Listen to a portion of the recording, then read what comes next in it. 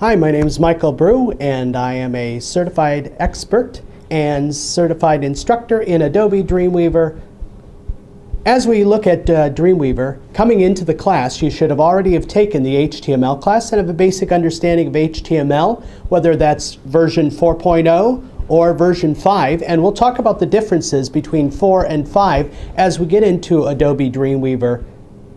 In Lesson 1, we're going to look at the Dreamweaver interface. Look at where things are located, how to take panels and move them around, open up the toolbars that you're going to need in order to build a basic website. We'll also build for ourselves a basic workspace, getting ready to build a website.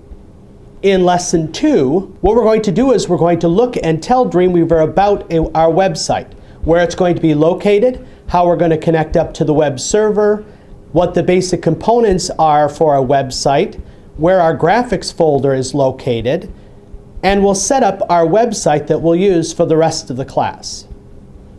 In Lesson 3, we'll look at how we build for ourselves a basic web page. We'll open up a web page starting from a template. We'll also build a page from a blank page, and we'll build on your knowledge of HTML, looking at the code view of Dreamweaver and how you would go in and you would edit code. We'll put in some text, both by typing it in and also bringing in a basic Word document. When you build text for web, generally you'll build it in another program and you'll import it in. So we'll see how to do that. We'll also bring in a basic spreadsheet coming from an Excel spreadsheet.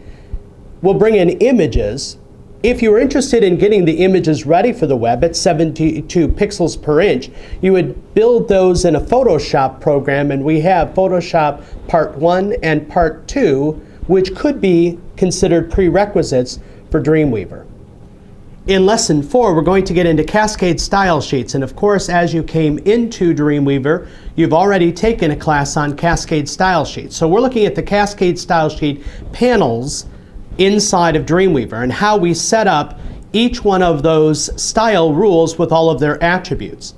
This is one of the main topics within Dreamweaver Part 1, as most of our pages, the positioning of things, and then also the way things look or elements look inside of Dreamweaver are going to be considered by your Cascade style sheet. Lesson 5 is getting into inserting in images, looking at images, the image tag, and the attributes of images. Also how to position images in its place. So we bring in several different images. We work with the float property, or the float CSS rule, in which we float things to the left and to the right as to where the text will appear. As we bring in images, they're ready to go at 72 pixels per inch, but we do a quick discussion on how we would change the resolution of the image, as we did in Lesson 3. In Lesson 6, we're working with the tables and how you bring a table into Dreamweaver. As we bring it into Dreamweaver, that table is going to, of course, give us rows and columns, and it's also going to keep elements together, so that if we have a picture and we have some text underneath it, we make sure that that text stays below the image.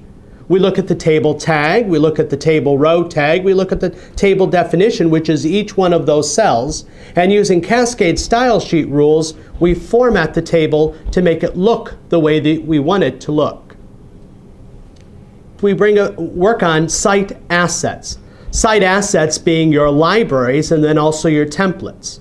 With a library item, it's something that we wanted on multiple pages but may not be in the same place on each page. And we want to be able to update the library item, and by updating the library item, then update all the pages that have that library item. That's as opposed to a template. A template which is going to be elements that are in the same place on each page. We not only will build a template, but we'll also build parts of the template, optional regions, those things that aren't going to be on every page, repeating regions, where from a database source, we get repeating different records, and one page might have 25 records, and another page might have 50 records, so that there's space for the 25 records, but not any extra space. So there's space for the 50 records, and those additional repeating regions are there. We'll also look at how when Dreamweaver puts in the repeating regions and puts in the optional regions, that sometimes you have to go into the code view and make some changes to the code, because Dreamweaver does it as a standard repeating region or a standard optional region, which may not work for all of the browsers. So for browser compatibility, we go into the code view and we change the code. In Lesson 8, we'll talk about links. We'll talk about the anchor tag, the elements of the anchor tag, and the attributes of the anchor tag. We'll link to other pages and also parts of the page. We'll talk about named anchors and how they've been deprecated in HTML5, and how cascade style sheet rules using the ID tag is generally the way that you want to do those places to a particular part of a page, whether that's the same page or another web page to a particular position. Then we'll talk about email links and how we can build a link that will open up your email program, and building the different parts of that email, the to, the CC, the BCC, the subject, and the body. And then we'll look at how we can do image links, how we can take one picture and different parts of the picture could link to a different page or a different part of the page by using hotspots. We'll use our rectangular hotspot, our circular hotspot, and our polygonal hotspot tools. Then we'll talk about other links that you can create inside of Dreamweaver. Lesson 9, which is our last lesson of Part 1, is getting our website from our local machine over to the web server. Before we send it, we have to make sure that we're following the standards of the World Wide Web Consortium, or the W3C, to make sure that our page is in good form. Not only our tags, but our cascade style sheet rules, both for how it looks and how it's positioned. So we'll verify and validate our pages. Then we'll look at how within Dreamweaver you move it from your local machine over to a web server. Again, this is Mike Brew walking you through Dreamweaver Part 1 class. If you have any more questions, you can contact your account executive or career consultant, who would be very glad to answer any of your additional questions.